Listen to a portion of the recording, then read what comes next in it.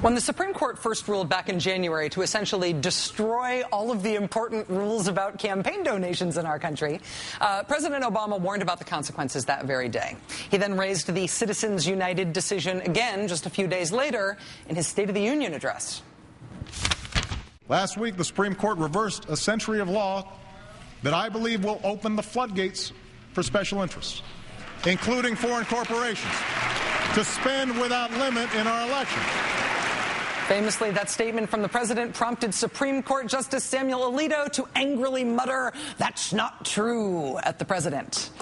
Turns out it is true. I'm sorry, Mr. Associate Supreme Court Justice. Turns out it is very true. And President Obama is now making shady and potentially foreign funding of conservative candidates a major campaign issue for Democrats in this year's elections. The president raised the issue yesterday at a rally to get out the vote for Maryland Governor Martin O'Malley. He raised it again at a Chicago fundraiser for Alexei Janulius, the Illinois Democrat who is running to fill President Obama's former Senate seat. And they don't disclose who's behind the ads. Could be an oil company, could be an insurance company, could be Wall Street. You don't know. Almost every one of them is run by Republican operatives.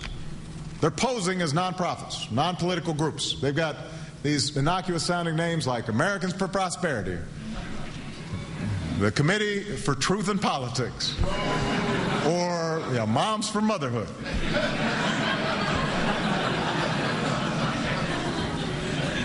I made that last one up. But you wouldn't know. Are you going to let special interests from Wall Street and Washington and maybe places beyond our shores come to this state and tell us who our senators should be? That's not just a threat to Democrats, that's a threat to our democracy.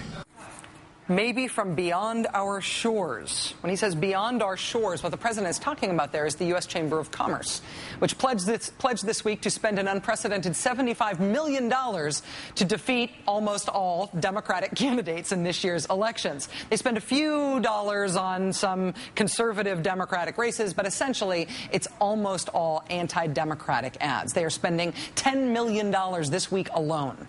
As part of its fundraising operation, the Chamber takes donations from foreign sources of funding. That's something the group does not deny. They just want us to be assured that they have internal systems of some sort to keep that foreign money separate from their campaign funds.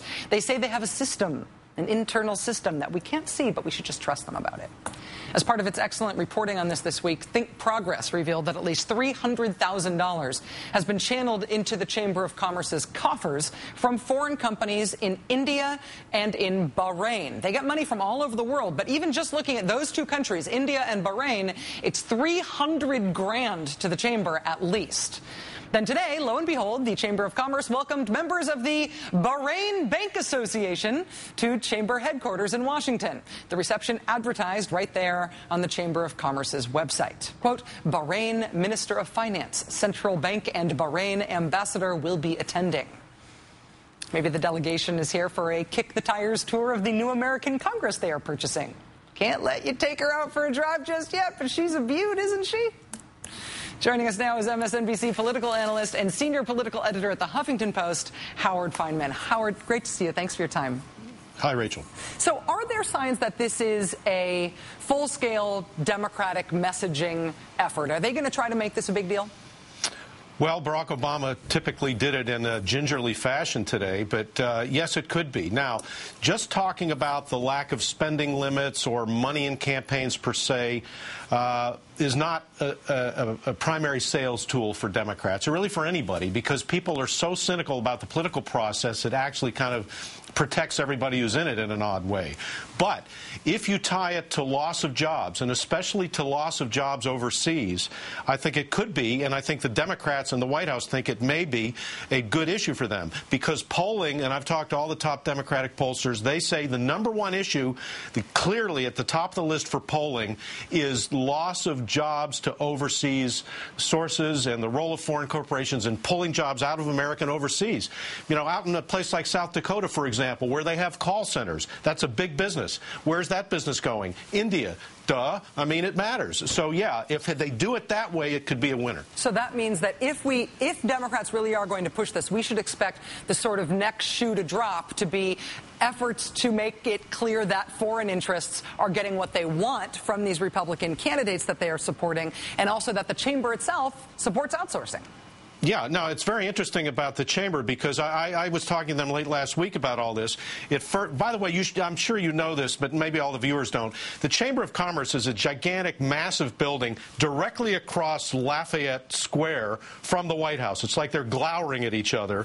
And so it's very symbolic of what's going on right now. The chamber people I talked to last week were saying, well, we've always taken some foreign money. Well, they changed their tune about that, because under the law, as amended during the Cold War, it doesn't really go back to 1907 as far as foreign corporations and individuals. It's after World War II, when the United States was concerned about, Soviet front operations and communist infiltration. That's the source of these bans on individuals, corporations, and foreign governments pouring money directly into American elections.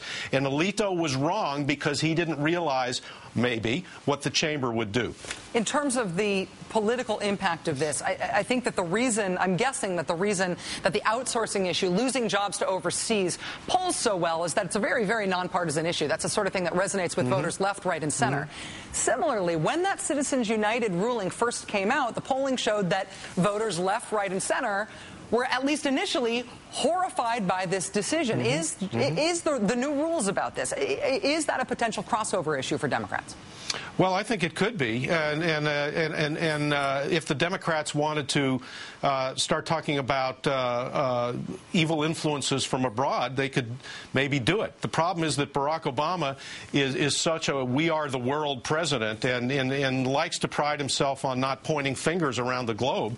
But I'll tell you, for voters and working people out in the country, especially for working men, many of whom have lost their jobs of one kind or another, not just in construction, but manufacturing and now service industries, an appeal that says foreign money is coming in and it's taking your jobs abroad through a place like the chamber, I think could be a very effective one, and for people on the left and the right. MSNBC political analyst and senior Huffington Post political editor. Howard, I don't think I've publicly congratulated you on the new gig yet, but congratulations and thanks. Thank you, Rachel.